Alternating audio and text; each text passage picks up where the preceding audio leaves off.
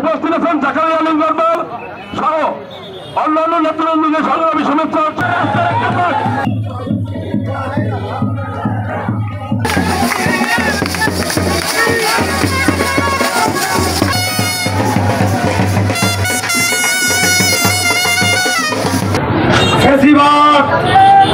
এই দেশকে লুটে পুটে খেয়েছে এবং এই দেশের মানুষের বুকের উপরে জগদ্দল পাথরের মতো বসেছিল। তাই আমরা শান্তিপূর্ণভাবে আমরা এখানে সমাবেশ করতে পারিনি। বাংলাদেশের কোন স্থানে বিএনপির জাতীয়তাবাদী সৈনিকরা কোন প্রোগ্রাম জাতীয়তাবাদী দলের প্রতিষ্ঠাবাদ থেকে সুস্থভাবে স্বাভাবিকভাবে করতে পারেনি। ফ্যাসিবাদের আমলে আমাদের অনেক ভাইরা মামলার শিকার হয়েছে। এই রাজাপুর কাঠালিয়ায় বাড়ি ঘুমাতে পারেনি, জেলখানায় তাদের জায়গা হয়েছে, বাগানে ধান খেতে তাদের জায়গা হয়েছে, কেউ আয়না করে গিয়েছে, কেউ গুম হয়েছে, কেউ খুন হয়েছে।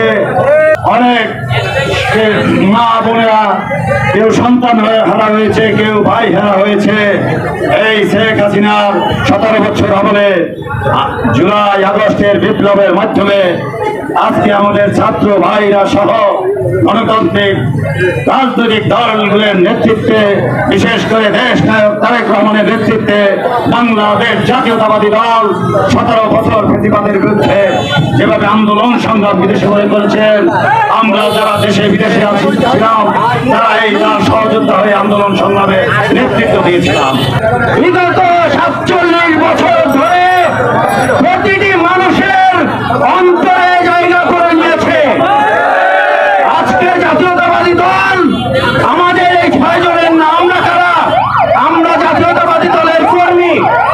আগামী দিনের ভবিষ্যৎ রচনা করার জন্য যোগ্য, মেধাবী, সুশিক্ষিত নেতৃত্ব দরকার। আছে কিনা বলেন? একটা জাতি শিক্ষা ছাড়া উন্নত হতে পারে? আমাদের এখানে যারা আছে সবাই সুশিক্ষিত। রাজাপুরবাসী কোনদিন সঠিক নেতৃত্ব বেছে নিতে ভুল করেনি। স্বৈরাচারের সময় আমরা কেউ ভোট কেন্দ্রে যেতে পারিনি, সেই জন্য স্বৈরাচার এই এলাকায় দখল করে নিয়েছিল। তারা জনপ্রতিনিধি ছিল না। বাংলাদেশ জাতীয়তাবাদী দল গণতন্ত্রের মুখে, গণতন্ত্রের জন্য 18টা বছর আন্দোলন করছে, সংগ্রাম করছে। আমাদের হাজার হাজার নেতা কর্মী খুন হয়েছেন, লক্ষ লক্ষ মামলা আমরা বয়ে বেড়াচ্ছি। থেকে পরিষ্কার করা হয়েছে পরিষ্কৃত নেতার মুখে বিএনপির নাম মানায় না। পরিষ্কৃত নেতা যদি বিএনপির নাম নাই সেটা হারাম বলতে চাই। আমরা জাতীয় দলের কর্মী ওই বিএনপির বহিষ্কৃত নেতাকে যারা সাথে নিয়ে বিএনপি করতে চায়, ওই বিএনপির আগস্ট চাঁদাবাজের গডফাদার। আপনারা জানেন বিগত ব্রিটিশের সময় এলজিডি এবং অন্যান্য সংস্থার সাথে তারা সঙ্গে চাঁদাবাজি করতেছিল, কোটি কোটি টাকা তারা আত্মসাৎ করেছে। এখনো সচল যারা এখনো মরির হুজুরের নামে তারা এখনো কোটি কোটি টাকার কাজ করে যাচ্ছে এবং তাদেরকে ফুসফাই দিচ্ছে আমাদের কতিপয় চাঁদাবাজি এবং সন্ত্রাসী।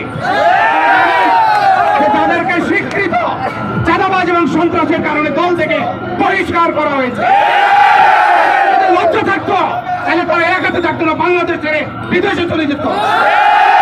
লজ্জা শরমের মাথাকে এখনো ফ্যাসিস্টদেরকে প্রতিষ্ঠিত করার জন্য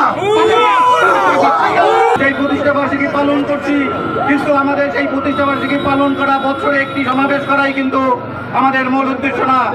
আমাদের উদ্দেশ্য হবে এই জিয়াউর রহমান সম্পর্কে জানা, বেগম খালেদা জিয়ার সম্পর্কে জানা এবং বর্তমান যে ভারপ্রাপ্ত চেয়ারম্যান যিনি আমাদের তারেক রহমান, যিনি দলকে দিক নির্দেশনা দিয়ে যাচ্ছেন, তার দিক নির্দেশনা আমরা